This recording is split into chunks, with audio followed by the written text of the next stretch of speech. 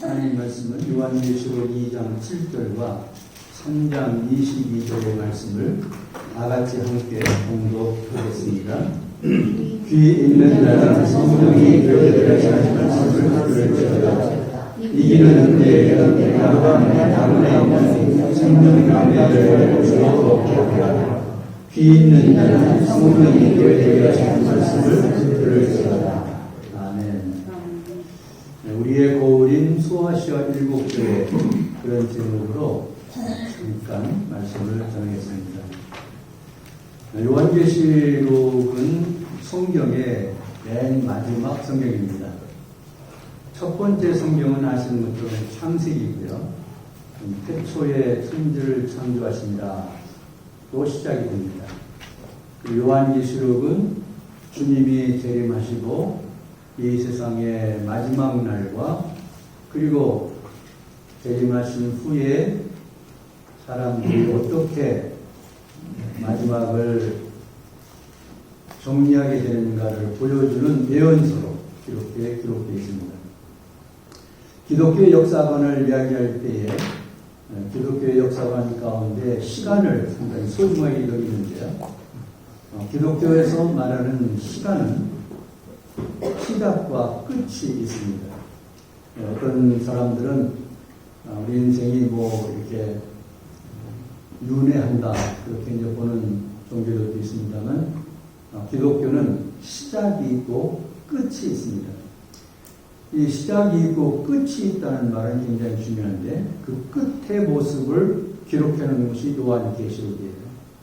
그래서 이 요한계시록을 통해서 우리는 종말에 되어질 일들을 미리 보게 되고, 그리고 우리가 죽게 된 후나 또는 그때까지 살아있는 사람들이 어떤 모습을 보게 되는가를 계시록을 통해서 볼 수가 있습니다.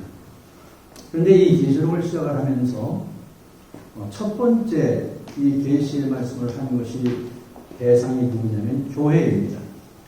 1장에서 이렇게 계시하겠다 하고 2장과 3장에서 바로 그 당시에 있었던 7개의 교회에 편지를 보냅니다. 이 편지는 우리의 거울입니다. 이 편지 내용을 보면 주님 오시기 바로 직전에, 이 세상 마지막 직전에 우리가 교회 생활을 어떻게 해야 되는가 하는 것을 거울처럼 보여주는 내용입니다. 오늘은 특별히 이 소아시아가 있었던 지역을 탐방한 김무홍 장로님을 통해서 특강을 드리려고 하기 때문에 간단히 말씀을 나누려고 하는데, 여러분 주보를 한번 보시면 첫 장에 그림 한 장이 있습니다. 여러분 여행을 하신 분들 유럽 소아시아를 갈 때 이스탄불 공항을 많이 이용하시는데 제일 위에 이스탄불이 있습니다. 우리가 오늘 공부하려고는 요한계시록에 나타난 7교회는 그 이스탄불을 중심으로 남쪽으로 보게 되면 에베소라는 곳이 있는데요. 이 에베소부터 시작해서 위로 쭉 올라가면 서머나, 버가모, 두아디라, 사데, 빌라델비아, 라오디게아, 이것이 7개의 교회입니다. 이 요한계시록을 기록한 것은 AD 95년에서 100년으로 보는데, 이때 이미 이 7개의 교회가 설립되어 있었습니다. 그러니까 이 소아시아 7교회는 1세기에 이 교회가 있었고 3세기까지 이 교회가 존재했다고 보게 되는데요. 오늘 여러분은 김무홍 장로님을 통해서 이 교회의 흔적들이 남아있는 그 유적지들을 자세하게 보시고 설명을 듣게 됩니다. 그런데 요한계시록에 이 7교회를 이야기하면서 이렇게 정리를 간단히 하겠습니다. 첫 번째 교회는 에베소 교회인데, 성경에 보면 계시록 2장 1절에서 7절까지 있습니다. 이 교회의 장점은 수고, 인내, 거짓교사, 분별을 잘했다. 그런데 이 교회에 책망받을 일이 있는데 처음 사랑을 버렸다. 그리고 이들에게 교훈을 줍니다. 그러므로 너희는 회개하고 처음 행위를 회복하라. 이렇게 이야기합니다. 우리는 예배석 교회를 통해서 우리의 거울이라고 본다면 우리의 신앙생활을 돌아보면서 우리가 처음 사랑이 식었다면 회개하고 회복하도록 하자, 이렇게 말씀을 받을 수 있을 것입니다. 두 번째는 서문학교회는 2장 8절에서 11절까지입니다. 이 서문학교회의 장점은 환난 중에도 믿음을 잘 지켰다. 책망한 것은 없습니다. 이 교회 준 교훈은 같이 읽어볼까요? 죽도록 충성하라. 생명의 혈관을 지키라. 그래서 우리가 이 말씀을 통해서 적용을 한다면 우리가 이 세상에 지금 현재 살아가는 동안 혹시 고난이 있을지라도 믿음을 잘 지키고 끝까지 충성을 해서 주님이 주시는 면류관을 상급으로 받자, 이렇게 정리할 수 있겠습니다. 보감목교회는 2장 12절에서 17절에 기록되어 있는데요. 이 교회의 장점은 믿음을 지켰다 그랬습니다. 근데 이 교회가 책망받은 것이 있는데 우상과 음행을 허용했다. 아주 큰 죄를 졌죠. 그래서 이 교회에 주는 교훈은 너희들 회개하라. 이 죄들을 회개하자면 안 된다. 이런 교훈을 줬습니다. 우리가 이 말씀을, 이 교회를 통해서 우리가 배울 건 뭘까요? 우상과 음행을 허용하지 말고 회개하며 믿음을 잘 지키자. 끝까지 그렇게 볼 수 있겠습니다. 네 번째 교회는 두아디라 교회입니다. 계시록 2장 18절에서 29절까지 말씀입니다. 이 교회의 장점은 사랑과 믿음이 있는 교회였다. 섬김과 인내가 있었다. 근데 이 교회도 책망을 받은 게 있는데 2세대의 음행과 거짓 예언을 용납했다. 이 교회에 주는 교훈은 끝까지 인내하면 네가 권세를 갖게 되리라. 그런 교훈을 받았습니다. 이 두아디라 교회를 통해서 우리가 배울 수 있는 좋은 적용을 한다면 음행과 거짓을 용납하지 말고 끝까지 사랑과 믿음, 섬김을 인내로 실천하는 삶을 살아야 되겠다. 그렇게 적용할 수 있겠습니다. 다섯 번째는 사대교회입니다. 계시록 3장 1절에서 6절인데요. 이 교회의 장점은 거의 없습니다. 책망받을 건 있는데 이 교회는 영적으로 죽은 상태다. 이렇게 책망받았습니다. 그래서 깨어서 남은 것을 굳게 하라 교훈하고 있습니다. 이미 이 교회를 통해서 우리가 우리 자신을 바라볼 수 있는 것은 신앙이라는 것은 겉모습이 중요한 게 아니다. 영적으로 깨어나야 된다. 내면의 영성이 중요하다.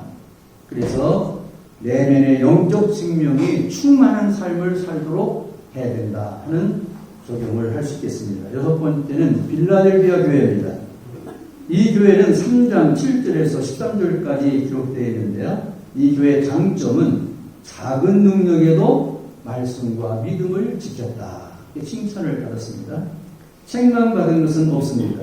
교훈은 면류관을 빼앗기지 않도록 잘 붙들어라. 믿음을 잘 지켜서 면류관을 받게 될 텐데 이거 뺏기지 않도록 끝까지 잘 붙들어라. 이렇게 또 보냈습니다. 우리는 이 교회를 통해서 배울 수 있는 적용할 점은 혹시 개인적으로나 교회적으로 능력이 적다 하더라도 말씀과 믿음에 대해서는 신실하게 살아야 된다. 그런 면류관을 받게 되겠죠. 이런 교회가 되면 좋겠다. 마지막으로 라오디가 교회는 3장 14절에서 22절입니다. 이 교회의 장점은 없습니다. 근데 책망 같은 것은 여러분 잘 아시는 대로 차지도 않고 덥지도 않은 이 교회가 바로 이 교회입니다. 그래서 차지도 않고 좁지도 않은 것은 내가 책망받을 거다. 차든지 덥든지 해야 된다는 거죠. 그리고 그들에게 교만이 있었다. 이게 책망받았습니다. 그들에게 준 교훈은 열심을 내라, 회개하라, 마음문을 열라 이렇게 이야기했고요. 오늘날 우리 교회와 또 우리 자신들을 살펴본다면 형식적인 신앙생활은 안 된다. 철저하게 형식적인 신앙생활을 했다면 회개해야 됩니다. 우리 겉모습이 중요한 게 아니라는 거예요. 형식과 위선 이건 참 안 좋은 거라는 겁니다. 철저히 회개하고 누가 있든지 없든지 어떤 상황이 되든지 항상 주님 모시고 살아야 됩니다. 굉장히 좋은 적용이라고 생각하는데요. 우리가 인생을 오래 살다 보면은 우여곡절 많은 일들을 겪습니다. 근데 우리 신앙인들은 믿음이 있다면 또 신앙생활을 잘한다는 건 뭐냐면 우리에게 좋은 환경이 있든지 나쁜 환경이 오든지 나에게 축복되고 기뻐할 일이 있든지 슬퍼하고 힘든 일이 있든지 믿음에 흔들리지 않고 철저하게 주님을 모시고 살아가는 그런 삶이 중요하다는 것입니다. 이렇게 우리가 이 교회들을 통해서 배울 수 있겠습니다. 결론을 내면 공통적인 메시지가 한 3개로 요약할 수 있습니다. 7교회를. 첫째는 우리가 인생을 살아가면서 모두 완벽하게 살 수가 없습니다. 말하는 것도 실수할 수가 있고요. 우리 행동하는 것으로도 우리가 실수할 수 있습니다. 잘못한 것이 있다는 거예요. 모두에게 다. 어떤 사람들이 그렇습니까? 그래서 우리가 뭐가 필요하냐? 신앙생활에서는 꼭 회개가 필요하다. 제가 우리 주일 예배 오시는 분들에게 중보기도 좀 하실 것을 가끔 교회에 주고해 내는데요. 여러분 예배드리기 전에 기도하는 거 굉장히 중요합니다. 중보기도를 실에 들어가셔서 여러분 한 1분, 5분이라도 하나님 앞에 오늘 예배를 위해서 기도하고 지난 한 주간 동안 혹시 마음에 걸리는 거 있으면 회개하고 그렇게 하고 와서 예배드리면 이 예배가 훨씬 좋아질 겁니다. 여러분 큰 은혜가 임할 겁니다. 그냥 하나님은요 제일 좋아하는 게 뭐냐면 죄 짓는 거 다 알아요 우리가. 근데 뭘 원하느냐? 죄 져도 회개하면 용서하겠다는 거거든요. 그냥 회개하면 기뻐하십니다. 여러분 우리 자녀들을 기를 때 자녀들이 완벽하게 자라는 자녀가 없습니다. 부족한 건 많지요. 잘못하는 거 있죠. 그런데 그 자녀들이 어떻게 할 때 그 자녀들을 신뢰하고 사랑하게 됩니까? 그 잘못을 깨닫고 아버지한테 어머니한테 회개하고 고백하면 얼마나 그 자녀가 예쁘고 기쁩니까? 하나님도 마찬가지입니다. 우리 연약하기 때문에 실수하는 거 다 아십니다. 우리가 죄 짓고 사는 거 다 알고 계십니다. 마음과 행동이 다른 것도 다 압니다. 거치에 번지게 하는 거 다 압니다. 어떻게 모르겠습니까? 하나님께서. 그런데 그 하나님 어떤 걸 원하십니까? 하나님 잘못했습니다. 이런 거 회개합니다. 용서 이걸 원하시거든요. 그래서 회개하는 것이 중요하다. 교회가 완벽할 수 없어요. 부족한 거 있어요. 잘못한 거 있어요. 그렇지만 회개하라. 이게 모든 교회에 주는 공통적인 메시지입니다. 두 번째로는 말씀대로 살아가는 것입니다. 여러분 우리가 말씀대로 다 살 수 있다면 하나님께서 구태 우리에게 말씀대로 살아를 하지 않을 겁니다. 전제하고 있는 거예요. 하나님 말씀이 있지만 우리 인간은 어떤 사람도 말씀대로 다 살 수 있는 인간이 없습니다. 다 부족합니다. 다 모자랍니다. 어떤 거 잘하면 어떤 거 못하는 거 있고요. 어떤 거 훌륭하면 어떤 거 좀 부족한 게 있어요. 이게 인간이에요. 더군다나 타락한 이 세상에 사는 사람들이 세상 속에 살아야 되기 때문에 우리가 타락하지 않을 수 없습니다. 나쁜 곳에 물들지 않을 수 없어요. 그래서 하나님께서 말씀하신 것입니다. 그렇지만 그런 속에서 내가 원하는 것 말씀대로 살도록 노력해라. 그래서 말씀대로 살라는 거예요. 마지막으로는 그렇게 삶으로 말미암아서 나는 내가 승리자가 되기를 원한다. 인생을 잘 살아놓고 마지막에 잘못해가지고 실패하는 인생 끝난 거 원치 않는다. 내가 인생에 사는 동안에 다 잘못하고 이제까지 부족하게 살았다 하더라도 마지막은 승리하기를 원한다. 어떻게 하면 승리하느냐?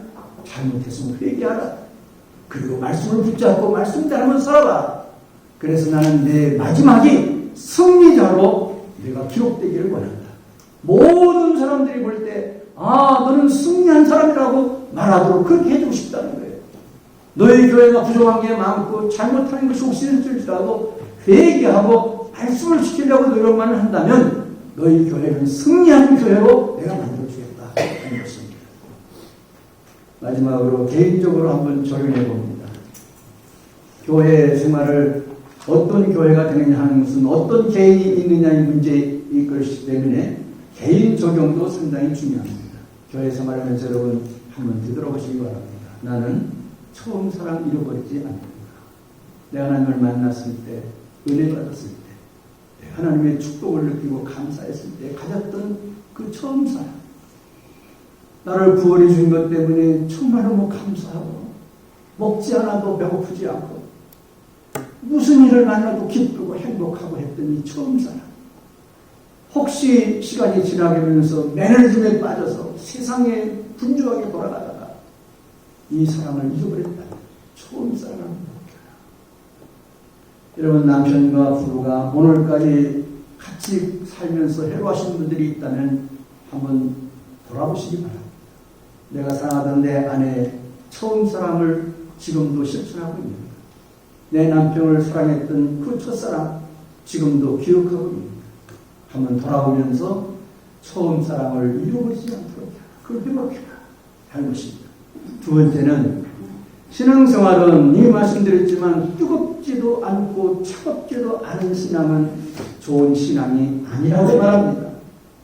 뜨겁든지 차든지 해야 될 거 아니냐. 그게 성경의 얘기입니다. 그 말은 내 신앙은 미지근하게 살아서는 안 된다는 것입니다. 여러분, 마지막 한 번 힘을 내시기 바랍니다. 내 인생의 마지막이라고 생각하고 힘을 내서 여러분 신앙생활을 미지근하게 이것도 아니고 저것도 아니고 이렇게 하지 말고 좀 뜨겁든지 차든지 둘 중 하나 선택해서 여러분 마지막 신앙생활 한번 잘 해보면 어떨까요? 우리가 고난을 원하는 사람은 없습니다. 고통을 좋아하는 사람은 아무도 없습니다. 그렇지만 인생이라는 것은 나도 모르는 사이에 고통이 다가옵니다. 육신적으로 약해질 수도 있고 환경이 변할 수도 있고 또 관계가 악화될 수도 있습니다. 원치 않지만은 소소하게 원치 않은 좋지 않은 일이 우리에게 다가와요. 그걸 우리는 고난이라고 말합니다. 그런데 주님은 이렇게 말합니다. 고난 가운데 흔들리지 마요. 고난이 있더라도 절대 흔들리지 마. 내가 너와 함께 해주겠다는 거예요. 너를 승리자로 만들겠다는 거예요. 그러니까 믿음 흔들리지 말고 끝까지 믿음을 지키고 네가 충성해야 할 거 있으면 미지근하게 하지 말고 참만 뜨겁게 충성을 한번 하고 그렇게 살아서 승리자가 되라는 것입니다. 오늘 7개 우리 김무홍장님을 통해서 특별한 강의를 듣게 되시는데 이 7교회의 유적지들을 돌아보시면서 이 7교회에 주었던 말씀들이 오늘 우리에게 주신 말씀이라고 생각하면서 1세기로 돌아가서 좋은 교훈을 받는 시간이 될 수 있게 되기를 바랍니다. 할렐루야. 네. 아멘. 이 시간에 우리 김무홍장님 나오셔서 터키 성경에 있던 여행 후기라는 주제로 말씀을 나누셨습니다.